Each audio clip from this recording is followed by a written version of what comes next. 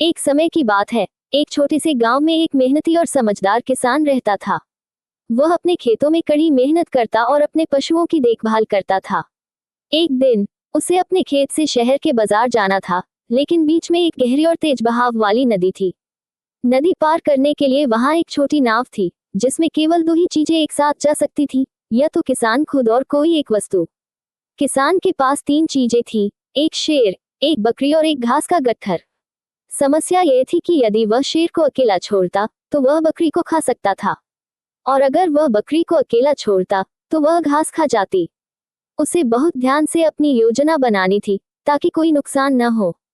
कुछ देर सोचने के बाद किसान को एक उपाय सूझा।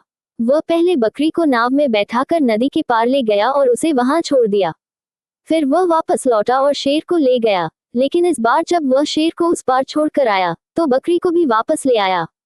अब उसने बकरी को फिर से किनारे पर छोड़ दिया और घास का गट्ठर लेकर नदी पार कर गया। इस तरह अब शेर और घास उस पार सुरक्षित थे, और अंत में किसान ने आकर बकरी को भी ले जाकर उन दोनों के पास पहुंचा दिया। इस प्रकार उसकी सूझबूझ और धैर्य ने उसे बिना किसी नुकसान के नदी पार करने में मदद की। कहानी से सीख। ये कहानी हमें सिखाती है कि किसी भी समस्या को हल करने के लिए धैर्य और बुद्धिमानी की जरूरत होती है। बिना घबराए सही योजना बनाकर कोई भी कठिनाई आसानी से पार की जा सकती है।